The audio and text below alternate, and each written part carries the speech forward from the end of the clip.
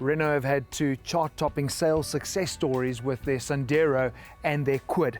And now they've brought two new derivatives, special editions to the market. The Sandero Stepway Plus is now the top offering, replacing the Dynamique.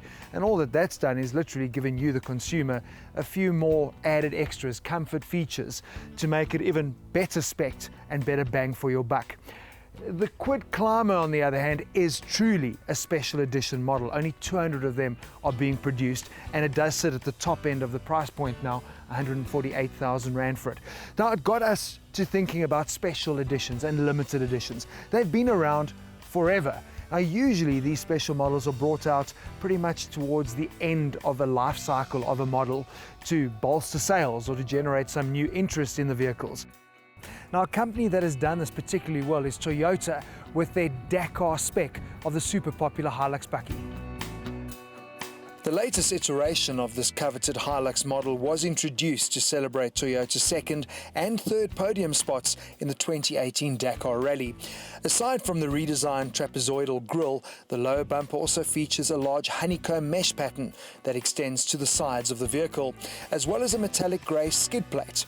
At the rear, the bumper is also fashioned in grey to tie in with the front-end design.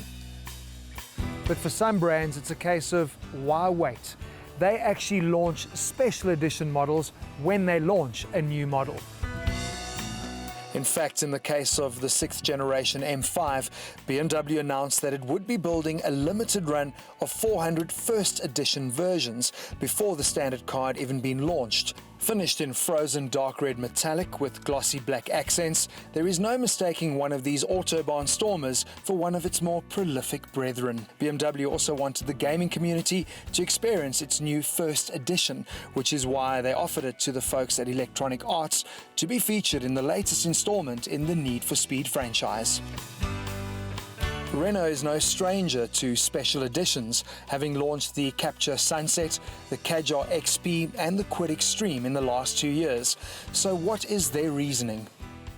A special edition predominantly focuses around exclusivity, but also in terms of value proposition, increasing the value offer of a particular model. I think the main important reason is to keep the product range fresh.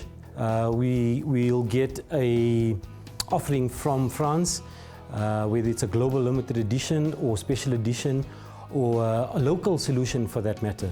In conjunction with our after-sales department in terms of parts, we can identify opportunities based around equipment, based around styling, based around design, but that focuses on the design, comfort and convenience, increased offer around those factors. Of course, the marketing folk will tell you that manufacturers offer products to fulfill consumer requirements, but what do South African car buyers want? Is that important that a car comes standard with the stuff, or would you prefer to choose what you want in your car? Important that it comes standard. Manufacturers, they must give us the choice to choose from the basic car and the car that's got extras already from the factory. Well, it depends on what extras. Because usually when they sell you the car, they put a picture of all the extras in there. So I want to buy the image on the picture. But I think the extras that I would spend would more go on how the car actually looks, as opposed to the functionality of those options. Well, the people have spoken, and what they want are special equipment packages, which helps to explain why all 200 climbers have already been sold. In fact, so popular are these limited edition models that some dealerships have started creating their own. Now, what I've noticed, you've gone and taken an AMT Kwid and you've gone and put on slightly fatter tackies, you've put some rails on the top, you've put the chrome detailing in. That's something that you guys have done yourself. Do you find that helps? I mean, the Kwid buyer, new to the car market, might not know about optional extras and ticking all the boxes. Is it better for you to show him a product and he goes, oh, I'll take that? No, definitely. I mean, what you see is what you like. So if you're not showing it, the customer's not going to see it. So we have done it where it's on show on the floor, as you can see. And yeah, the customers like it as it is. So yes, there is obviously an added cost to it, but I mean, it's not that much. I think with the mags, the roofs, and everything, I think it's like only $5 grand extra. Yeah. So I mean, it's worth it. In the case of special editions, there seems to be very little variation in public opinion, but we were curious to find out if the nation is that unanimous in all motoring decisions. If you're going to buy a car, do you buy a new or a used car? New. Definitely new. Used depending on kilometers. I prefer used, just simply because of the value that you get out of a used car. Petrol or diesel? Diesel. Doesn't really matter, but I've never had a diesel car. I always have petrol. When you buy a car, is it a manual or is it automatic? I like big cars. I like manual. Manual. Yes. You like to drive? Yeah, I like to drive. For you? Manual.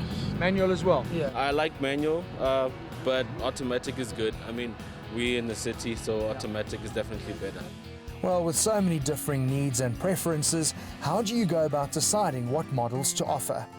One is a global new car buyer survey, which is an annual report that gets distributed worldwide for us.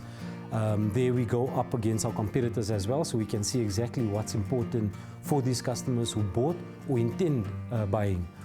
We also do digital surveys, online surveys, where it's questionnaires, literally asking customers what are the key criteria when purchasing. We do consult with our dealers quite intensively as well. Very close ties within the network. They were the customers every day, facing the customers, and we get a lot of feedback from that. But what's helped me a lot was having that first-hand experience with customers. That's all very well, but not even the most established brands can offer a vehicle to suit every buyer. So what do you do when your favorite brand doesn't have the car of your dreams? I'm sticking to any brand that will give me value for my money. Yeah. I would stay with BMW. Also with brands, I take into consideration hijacking stats. Yeah. So I tend to go for Renaults because they give you quite a lot of bang for your buck, and also no one seems to want to hijack them. So one thing is certain, catering to the diverse needs of South African motorists is no easy task. And while buyers become increasingly discerning, manufacturers remain under pressure to make profit in a challenging economic environment. We're seeing that consumers are very much informed, as you can imagine. They do intensive homework. So important for us to kind of have our finger on the pulse to know what customers are looking for. I think there's a lot of options, there's a lot of competition out there, and I think all brands are evolving and are being more mindful and thoughtful. So it's just a matter of what do you really want?